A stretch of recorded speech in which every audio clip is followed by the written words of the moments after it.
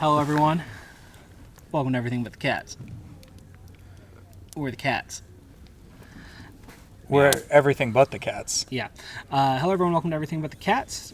Today is a very special episode. As you know, the dark blob that is talking right now, I'm DJ. And I'm Gage. And today we are joined by two of our good friends. Hi, my name is Jacob. And my name is Evan. They've both technically been on the show before, but Evan's episode got destroyed. Whoops. And this one might too. There's no controversy surrounding that. But today's a very special episode. The four of us are out on a camping trip, and we're just kind of around the campfire. We're going to be quiet to be respectful of others. But we're just going to share some campfire stories for fun. Most of us haven't had any time to prepare. By most of us, I mean the two that aren't usually on the show, and I didn't take time to prepare. So Gage is prepared, and that's good. Anyways, take it away, Gage. So if Gage has any stories he wants to start with, and I'll have the old brain churning. So I guess before we get started, I do want to say thanks for hanging out with us. If you do enjoy this content, please subscribe so that you can see when we have more stuff coming out. We love to have our friends involved, and if you want to become one of those friends, just tell us. We'll have you on for an episode. Should be a good time. Now, my first story, I'm actually going to include the three of you as the characters in this story. Sure. So there are these three guys. They've known each other for a long time. Let's say their names are Jacob, Evan, and DJ. Oh, hey, creative. Right? And they do this thing where every year they go do something together. Wait, who's their friend that didn't get invited? The three of them go do something together every year. It's just a tradition they started when they were in high school even. Like as they graduated high school, they started going on trips together. They'd go camping, they'd go exploring, they'd go, just across the country. They occasionally would save up money and go to other countries. It was cool, and it was something that they would just go do with each other every year. Well, one time, the three men, Jacob, Evan, and DJ, they went and they were spelunking. You guys know what spelunking is, right? It's the sound that water makes when you drop a big rock in it. That's really close. You guys know what spelunking is? Yes. Tell him he's wrong. What is it? It's where you go in this big hole in the ground and you get muddy and also see some really cool things, really dark. It's like reverse childbirth. Yeah. Yeah, it's cave exploring, and so they were cave exploring, and they came upon this room, and it looked almost like they were deep in this cave, somewhere in the Middle East. They're not entirely sure where they were, or I'm not at least. Sure. I can tell you where we were. Oh, where were you? Sorry, it's a secret. Okay. You have to be invited. So they were deep in this cave, just having a good time, and they found a room that looked almost like a shrine, and they were looking around at the different things in the room. There were like, paintings on the wall.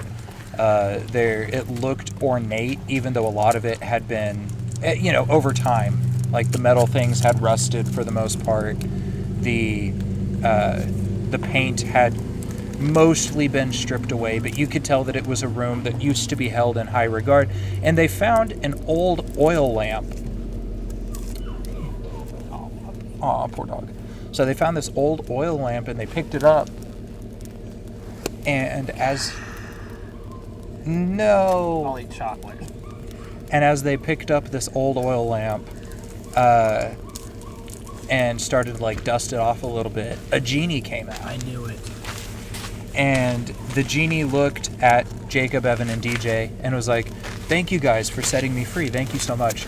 I've been here for hundreds, maybe thousands of years. It's hard to tell when you're stuck inside of that oil lamp. So I'm going to grant each of you 3 wishes. And so Jacob starts off. And Jacob says, "Okay, I wish that I had $1 billion." And the genie's like, "Okay, you have $1 billion. And they, for some reason in this cave, they've got like these amazing satellite phones, and Jacob has enough service to check his banking app while they're down there. And lo and behold, there's $1 billion in his bank account. Guess who's going to Japan? And so Watch out. and so Jacob's got he's got $1 billion in his bank account. It's great. And there's no catch, nothing. He's got that money. And then it goes to Evan. The genie's like, okay, Evan, what would you like to wish for? And Evan says, I wish that I was the richest man in the world. And he was like, okay, you've got like stocks in every major company. You've got land that you own in every country. You essentially just have the ability to do whatever you want with money. You're kind of just endless there. And then he gets to DJ, and DJ sits there and he's thinking long and hard. And then DJ eventually looks like there's a light bulb going off above his head, and he's just like, okay, I wish that for the rest of my life my right arm would constantly be rotating in a clockwise motion. And the genie's like, oh, okay, I guess. Wish granted. Moves back to Jacob for his second wish, and Jacob's like, I will say, these are a different Jacob, Evan, and DJ than the ones sitting with me, mostly for this second round of wishes. And Jacob wishes to be married to the most beautiful woman in the world. Jacob's already married to a woman that he loves so dearly. Already a beautiful woman. Already a beautiful woman. And so Jacob wishes to be married to the most beautiful woman in the world, and suddenly a woman pops up next to him. She's got a wedding ring on. They're married. It's great. Evan wishes then to be the most attractive man in the world, to be able to attract anybody he wants. And immediately his physique changes a little bit. His face changes a little bit. Not much, because Evan's beautiful already. And it's such a drastic change that even Jacob's new wife is kind of giving him eyes. And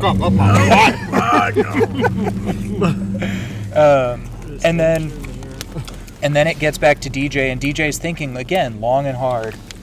And then finally he says, okay, I wish that for the rest of my life my left arm would constantly be rotating in a counterclockwise motion.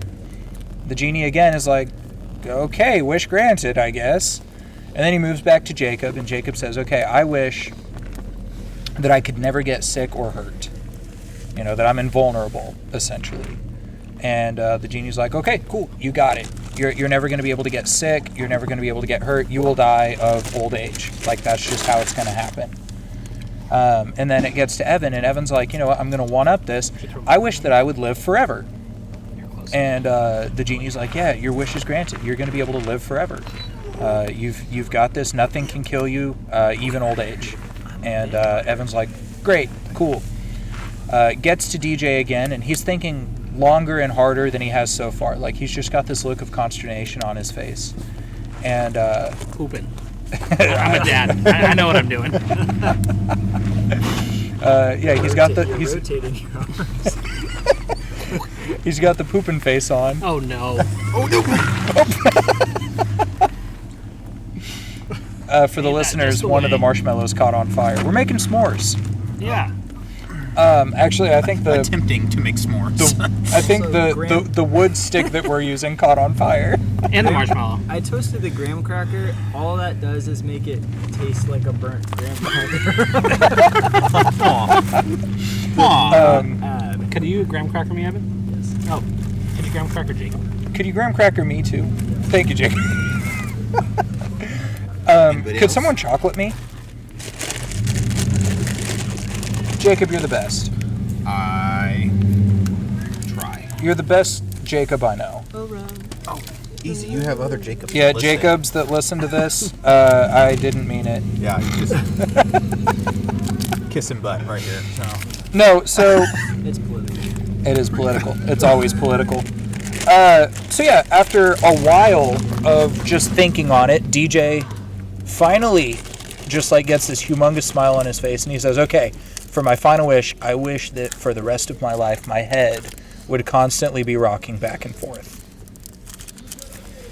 And so the genie grants the wish, and then he's like, okay, thank you guys again for setting me free. I'm going to go enjoy my freedom. You enjoy all your wishes. And so the guys split up, and, they're like, okay, we're going to go off and live our lives and do the things that we want to do, and we'll meet up again next year. So the next year rolls around, and the three guys come together, and they're just kind of talking about how life has changed for them. And Jacob's like, yeah, so with $1 billion, I was able to invest a lot of it and save up money, earn more money through that. I don't have to have a job. I can just kind of enjoy my wealth. I can give money to all the charities I want to, and it doesn't really hurt me to do that. I can go to the causes that I want to support, and I have the ability to do that and still live life comfortably. So that's great. And my wife and I are expecting a child soon. And then Evan's like, yeah. Number 4. Yeah. And then Evan's like, yeah, I've been able to, go on dates with anybody I want to, go anywhere I want to. The world is my oyster, and I'm just living in it, and it's great. And then they're like, DJ, how are you doing? And he's like, guys, I think I made a mistake.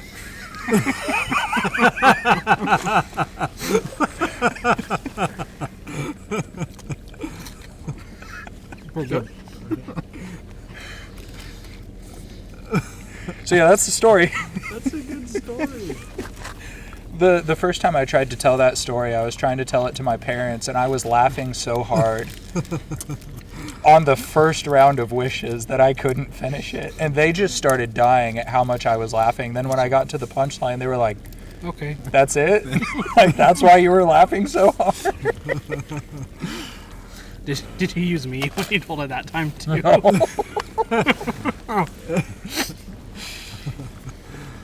man.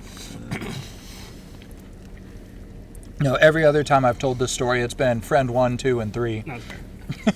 Well, I've got a story. It goes, Gage met a genie and made stupid wishes because he sucks. So think about that.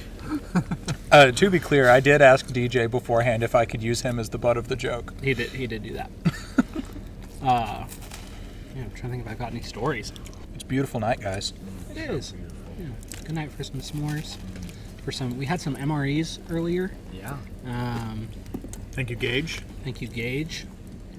Tomorrow we're gonna have some spam. Yeah. So essentially, I've talked about these trips before on the show, but a bit over a year ago, I had a son. Still do. Yeah. I birthed him, approximately. One flesh. Anyways, we don't need to get into the nitty gritty of who birthed him. Needless to say, someone did, and it was really moving. But I decided that I wanted to do like I just wanted to have something to share with him as he got older, and so I decided to start going on regular initially canoeing trips and maybe eventually canoeing trips again. I don't know. They're gonna get it though. I feel good about them getting it. No, they're gonna get it. There's a for the listeners and watchers even. There's a truck that's really trying, and I think they're gonna get it very soon.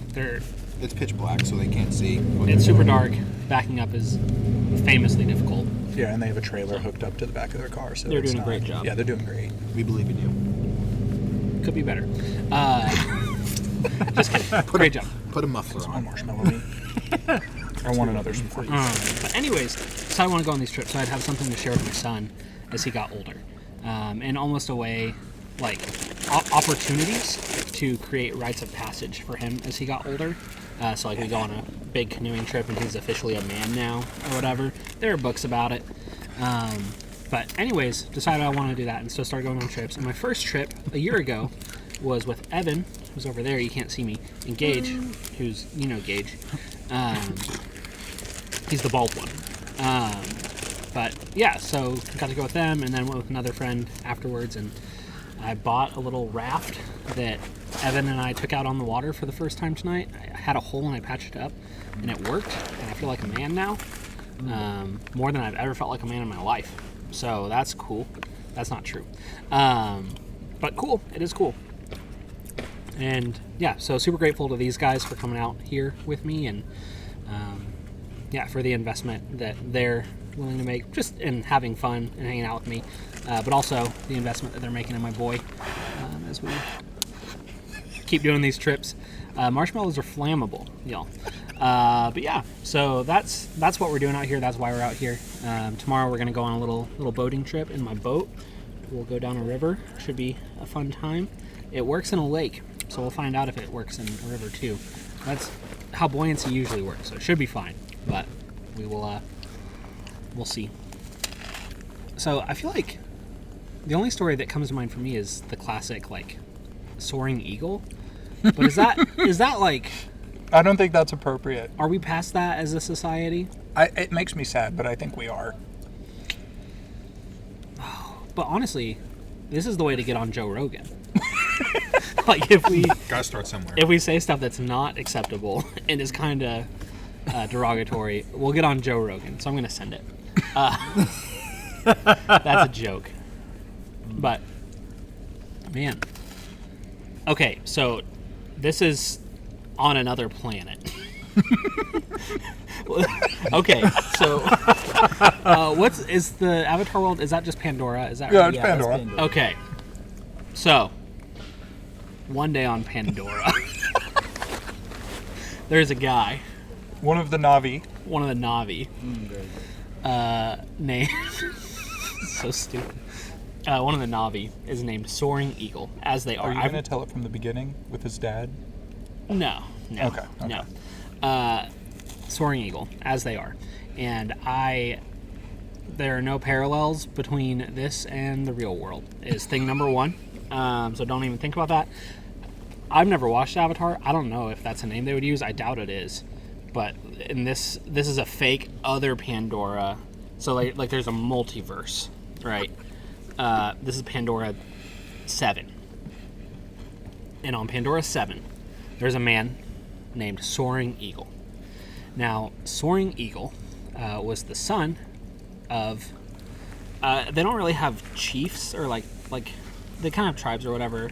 They don't really have chiefs. They just have like the guy who has like the thing that's best at like taking control of the dragons, like the best like head thing probably. Again, I've not seen Avatar. But he's the son of that guy, which means he's due to become the new guy with the best dangly thing. That's not good. Ponytail? The guy with the best ponytail. Hey. And so before he can do that, he has to pass almost an initiation of sorts.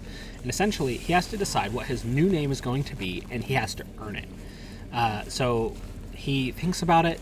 Something about Soaring Eagle is that he loves sweet tea. That exists in this universe. Pandora 7. Pandora 7. Yes. Arizona. Sweet tea. Yeah. No relation to the actual Arizona, though. This is Arizona 5? Yeah. In a different multiverse. But anyways, he loves sweet tea.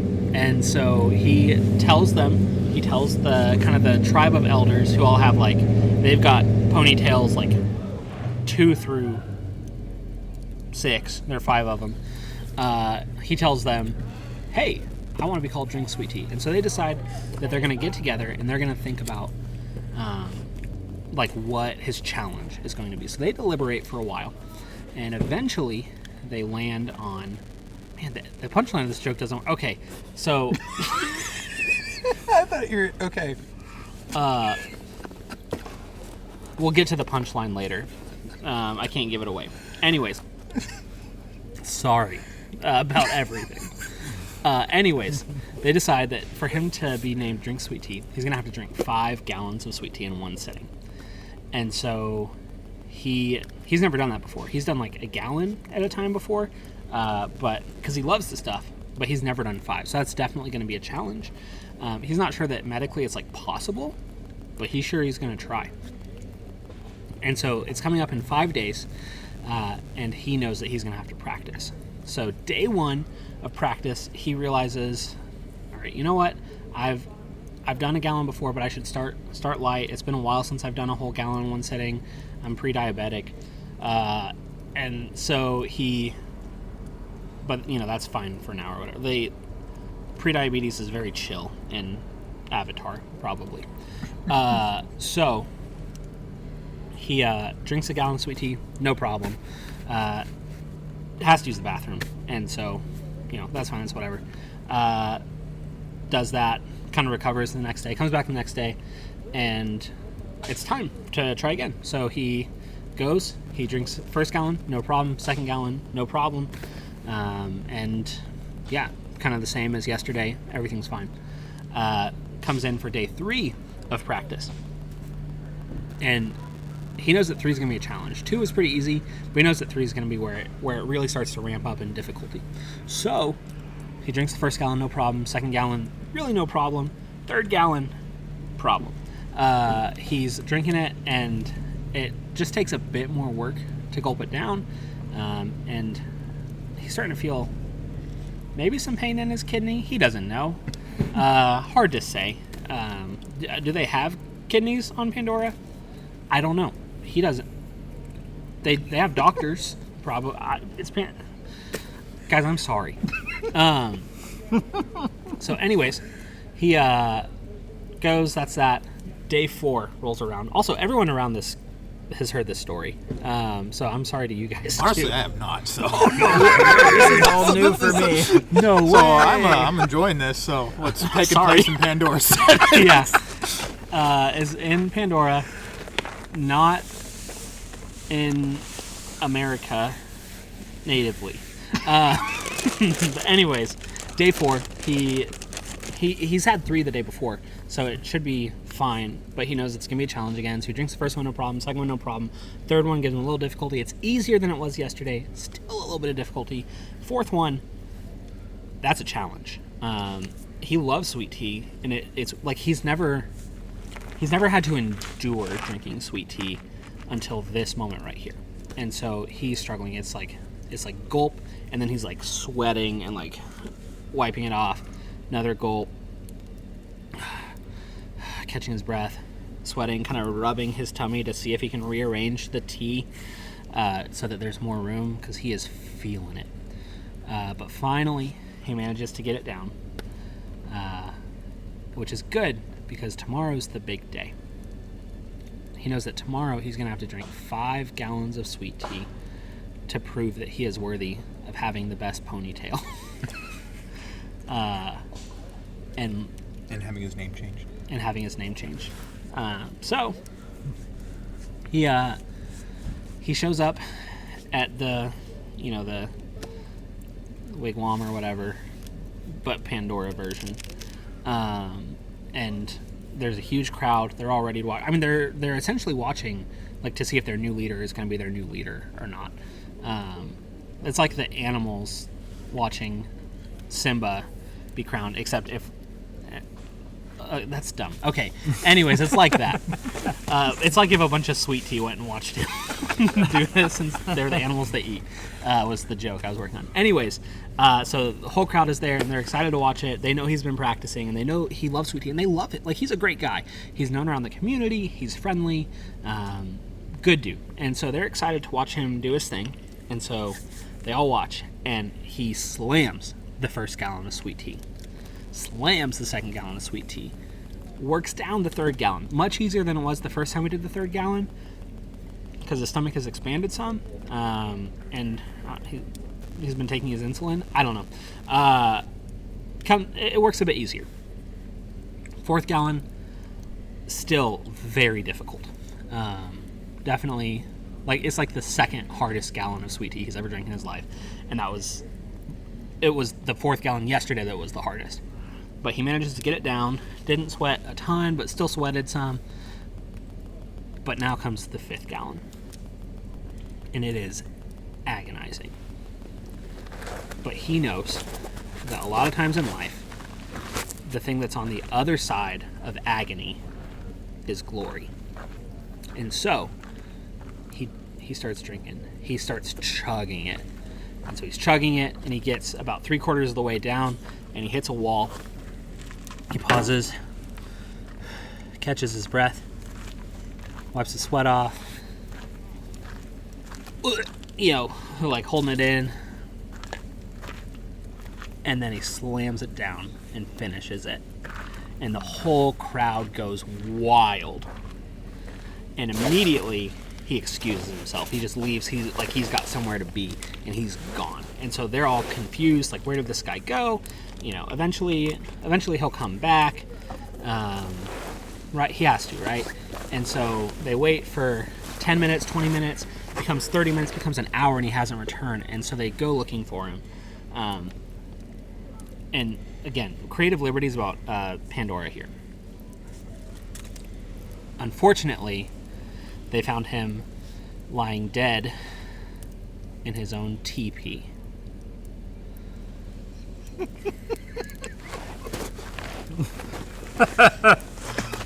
Oh no. Get it? Because they urinate on Pandora.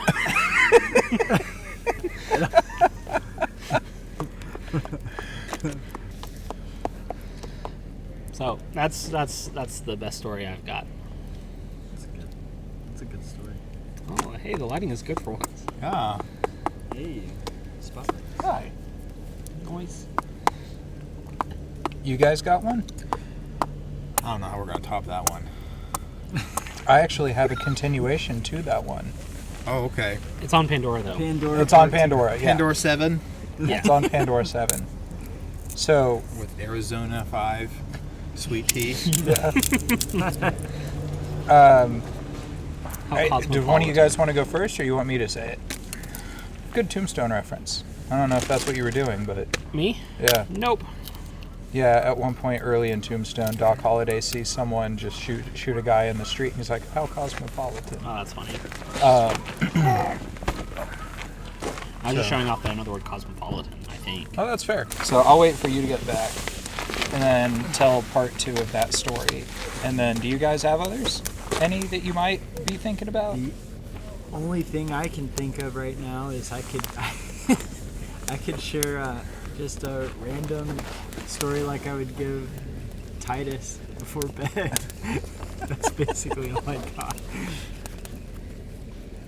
I make up stories on the fly usually. That's technically kind of how J.R.R. Tolkien ended up doing The Hobbit. Really? Kinda, yeah. He started out telling it to his kids before bed, and then the reason he started writing it all down, or one of the reasons he started writing it all down and being very specific with a lot of the details, is because his son corrected him on something he had said. He was like, no, you said this the other day. And then it went through a couple revisions before it ended up being published, but all the same. That's good. I don't know if I have any stories on top of my head. That's why I have books, and I read books to my kids. That's right, yep. That's how authors make money. So, Usually if I tell my kids stories, it's usually like a moral lesson, like do not stand in the shopping cart because little Sally stood in the shopping cart and then another shopping cart hit that cart and little Sally fell out of the shopping cart and bashed her head and had to go to the hospital. I don't know, that's a little bit more dramatic. It's a little Do you morbid. want to be Sally? Yeah, so do you want to be little Sally or do you want to sit down?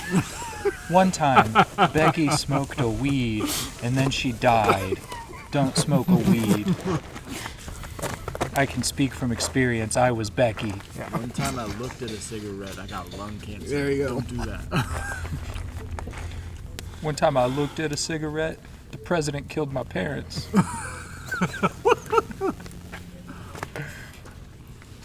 Which administration? All of them. It was George Bush. Not George Bush, it was George Washington. Well, the Georges. Okay. George Bush. One time I took a sip out of someone's water bottle, I got mouth herpes. Don't do that. Abraham Lincoln did 9/11. Confirmed. Definitely don't drink after me, and don't drink after other people. I'm not taking anything out of this recording. Yes, we're taking a lot out of this, hopefully. So, the next story, I'm going to go ahead and do the continuation to the story that TJ just told so eloquently. So, on Pandora 7, Yeah. yeah, Arizona 5, sweet tea. yeah, the sweet tea doesn't really play much of a role in this part of it. With the passing of Drink sweet tea. Drink Sweet Tea, they did change his name for him. Yeah. With the passing of Drink Sweet Tea, they needed to go ahead and find out who had the next best ponytail. And so there was kind of a like a challenge, essentially, kind of like there was with Drink Sweet Tea, but this one was just going to be issued to anybody to prove that they had the best ponytail. And we're going to follow a specific member of this, and that is Falling Rock, which, what a name, by the way. That's just really setting you up for success.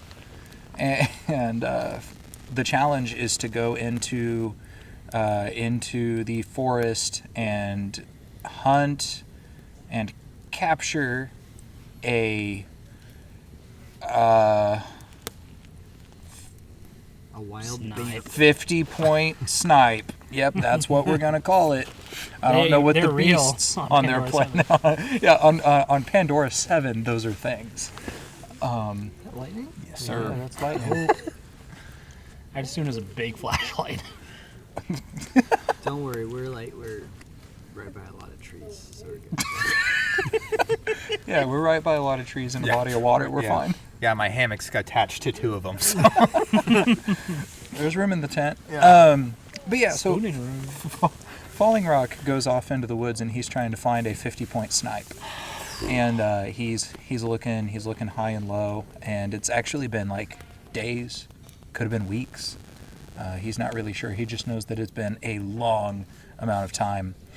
And he's searching and eventually he finds this like cabin, just kind of in the middle of the forest, and he's like, okay, maybe I can stay here for the night. And so he knocks on the door, and he doesn't hear anything, but there's a window, so he looks in the window, and it's just a single room little cabin, and he goes inside, and he doesn't see anything. Like, there's not really anything in there. There's just like what looks to be a trap door in the middle of the floor. And as you do when you come across a random cabin in the woods and you see a trap door and nothing else, you go inside, you explore a little bit. So he goes inside the cabin. There is a bed in the corner of the room. There is a bed.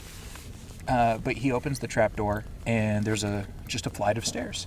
So he goes down the flight of stairs, and at the bottom of these flight of stairs, there's another door. And so he opens that door. And he goes down. There's another flight of stairs. And he repeats this process at least 10 times. He kind of stops counting after that. But it's just a flight of stairs and then a door, a flight of stairs and then a door, a flight of stairs and then a door. And then he finds one final door, or at least he assumes it's the final door, because this one has 5 locks on it. And they're different kinds of locks. One of them's a bolt, one of them's a chain, one of them's a weird kind of lock that actually doesn't translate to English because it's only on Pandora 7. And there's just a few others there. And so he unlocks all of them because they're on his side of the door. So he has the ability to unlock them. And so he unlocks all of these locks and opens the door, and he can't really see anything. It's just pitch black. And so he feels around the wall and finds a light switch. And he hits the light switch, and then in the middle of this room, he sees a cage.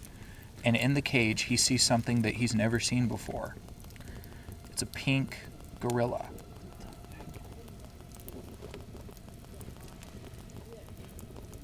Pink gorilla, I tell you. It's the pink. I think they're just. Is it a they're- charcoal gorilla or a propane gorilla? they're No, but it's a they're leveling the trailer. They're making it's a pink gorilla. He sees this pink gorilla, and the gorilla looks at him, just with this weird like sense of longing, and like reaches out a hand as if like, come touch my hand, right? And Falling Rock is like, of course I'm gonna go touch the hand of the pink gorilla. Why wouldn't I? It's in a cage. It can't hurt me. no brainer. And so he touches the gorilla's hand, and then immediately it starts going mad. Like, just starts like screaming, hollering, beating on the bars. And then he starts to notice, oh, it's actually starting to bend the bars of the cage. So he goes out, locks all the locks on the door, and then goes out and one by one shuts every door until he gets to the trap door, and he shuts it. And he's like, if this thing gets out, there's no way I'm outrunning it in the woods. So what I'm going to do is I'm going to hide. And so he makes it look like he left, and then he hides under the bed that was in the corner of the room. One by one, he hears the doors being busted down. and he hears the gorilla getting closer and closer and closer. And then finally the gorilla throws the trap door like it goes off its hinges and hits the ceiling of the room. And then he hears the loud breathing of the beast in the room before it flips the bed over, smacks him across the face, and says, "Tag, you're it," before running off into the woods. And then they play tag for a couple of weeks. They just have a good time playing tag in the woods. They become good friends, and eventually Falling Rock makes it back. No, he doesn't. Eventually, He dies. he doesn't die. They just keep playing tag together. But the people, the Navi, are like, well, Navi 7. yeah, the Navi 7, they're like, you know what, we don't know what happened to Falling Rock. Everyone else came back. None of them found a 50-point snipe. But Falling Rock didn't come back. And so the guy who kind of just stood in as the one with the longest ponytail, the best ponytail, was like, you know what, we're going to go look for him. And so they started placing signs on the roads, on Pandora 7, not anywhere else. And if you're ever traveling on Pandora 7, you can still see these signs to this day. And they say, "Watch for Falling Rock." Do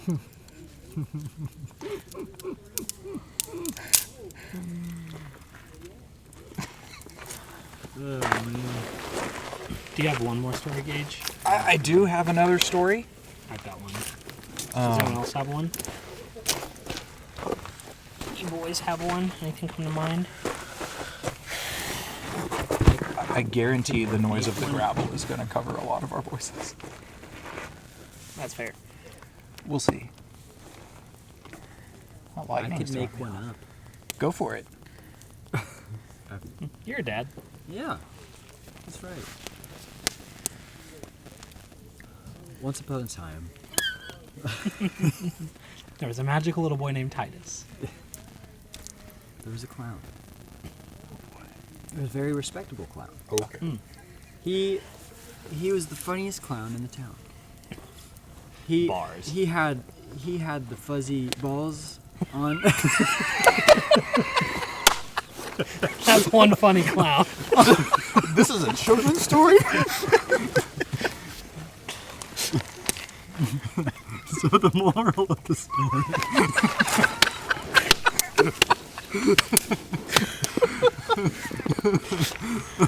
I meant on his outfit. Where'd he get him from? Why did he put him there? Is that a sin? Anyway, very respectable clown. This is on Earth 6 where everyone does that. Very, very normal goings on. He has the flower on his lapel. He has the squirt. The squirt flower. Help me. I've never seen it. Oh man. I've never seen a clown and thought, fuzzy balls.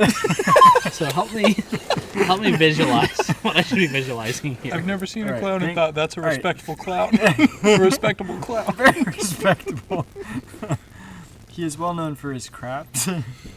That came from Hobby Lobby. You know those like the His felt. crafts. The felt. They're called pom-poms. Pom poms. There we go. Yes. We're not gonna call them the other one anymore. All right. He has the awesome clunky red shoes. He's got the dance down that makes kids laugh. He's got the kind of the silent kind of clown though. He kind of does slapstick. He'll trip himself up and fall on the ground and the kids laugh, and he's doing all these things, and he's just a riot. He's the first one to call for a birthday party. He's the first one that you're gonna call for a special event. His name's Bismo the clown, and he is high on life. He loves his job. He loves just being able to make people laugh. So he goes. He decides to go. He decides one day I'm gonna make the rounds. I'm gonna just I don't have anything scheduled today. I'm just going to go around and spread joy like I usually do. I'm going to go and make kids laugh because that's what I do. And so he went around just going around town, and he saw a boy, and he starts stomping his silly little feet, and he pretend falls. He's like, oh, and the kid's like, oh man, that's so funny. And he's like, oh yep, still got it. And he keeps going. He sees a little girl, and he decides to spray himself in the face with the water from his flower, and he's like, oh, no, and falls on the ground, and she thought that was so funny. He's like, oh, ha, ha, that's so great. And he's like, oh, yep, still got it. And he's so high in life, kind of getting a little bit prideful. He's like, I think I'm just flawless. I'm a flawless clown. Then he gets to this kid on the end of the street, and he's obviously had a rough day. He has kind of a frown, and he's kind of in a grumpy mood, and he just kind of acknowledges the clown just. And the clown, he's like, okay, this is where I really get to shine. This is where I get to actually make a difference, and this is my bread and butter. So he starts to do his silly little dance, and he's like, ooh, and he falls over, and the kid is unfazed, just looks at him, dead-faced, and the clown's like, okay, I gotta try harder. And so he starts to up the ante. He starts to pull out all his cards out of his pocket. He's doing magic tricks, and he's trying to make this kid laugh. He's trying to impress him. He's trying to, and then he tosses them all over the place. And then he's trying to make this kid laugh in any way possible. He's doing the weirdest voices he's ever done, and he's starting to sound stupid to himself. And he's a clown, and the kid's just. He's a clown. He does this every day, the kid is, and he's feeling more and more ridiculous as this kid is just no response, just looking at him, and finally the clown is just defeated, and decides he can't try it, and he just kind of saunters off, and he decides to call it a day. He's like, man, I failed. I couldn't make that kid laugh. Time goes on, and that kid becomes more and more common. As he goes out, there are more and more kids that are just don't think he's funny. They're having rough days, and they just can't laugh, and he's getting more and more upset and frustrated that his old tricks don't make people laugh anymore. So he tries to.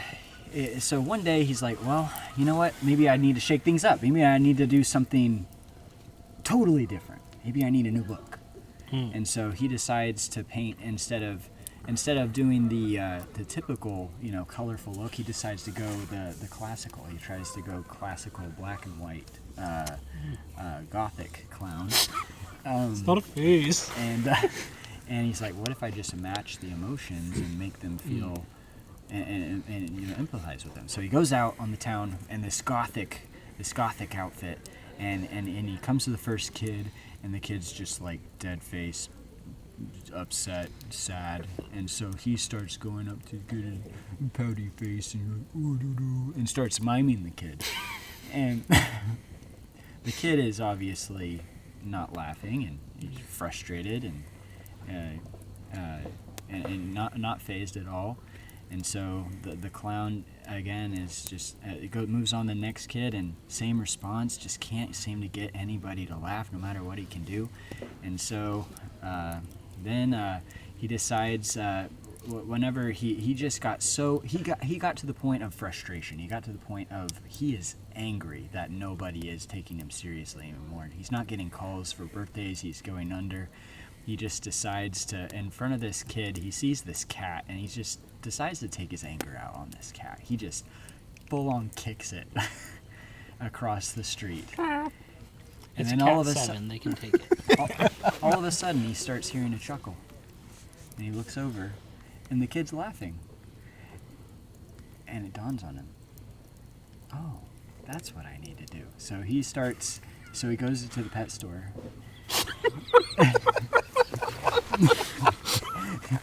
And says, how much is it for a cat? And they're like, well, which one do you want? And he's like, I want the cheapest derbiest cat you've got. And they're like, oh yeah, this guy in the back, his name's Tibbs.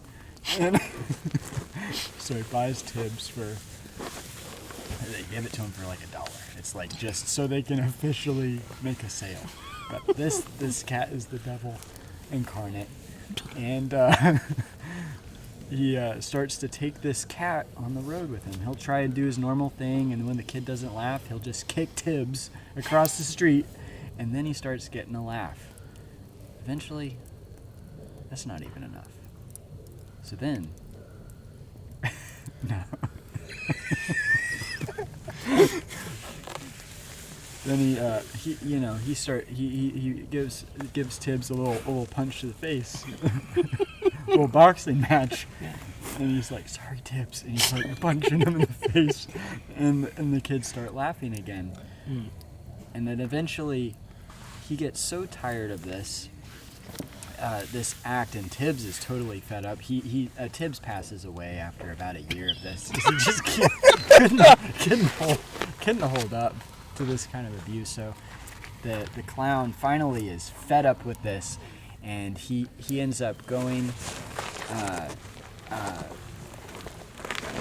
to someone else's house because he's so distraught over his situation, over the loss of Tibbs. He's hit an all-time low, and he decides to go up to a random house, and he decides to just sucker punch someone's cat right in the face in front of their porch, he grabs one and just starts punching it in front of this random house, and they call the police. He gets taken to a cell, and he is now known as the cat puncher clown. And he's still out there somewhere. Sweet dreams.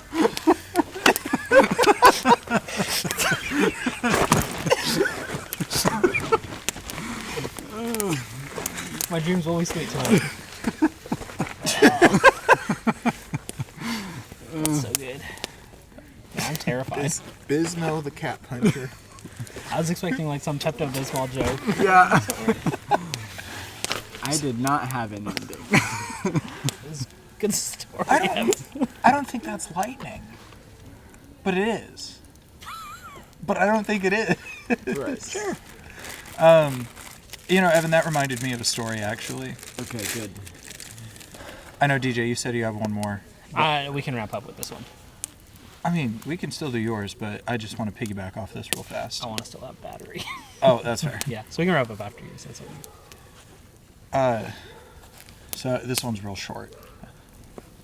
So one time, there was this kid. He had a cat, and this kid wasn't really, he wasn't really creative with names. His name was Gage, and he just really wasn't good at coming up with names. So he named his cat Orange Cat, and because it was an orange cat. Okay. I was like, what color was this cat? And he loved it. He took this cat everywhere with him, even though the cat hated it. He had one of those little backpack things that the cats can hang out in, and took Orange Cat with him everywhere that he went. Did anyone punch this cat? No, actually. So Gage was a black belt and fought off every clown that came near him. Ooh. Not because he was afraid they would hurt Orange Cat, but just because he hated clowns. Because he's afraid of clowns. Yeah. That's my cat. Fair. I don't know you. But so he and his cat went everywhere together. And then as what happens, unfortunately, it came to the day where Orange Cat passed just because of old age. He had been adopted by Gage and his family. It's just how it happens,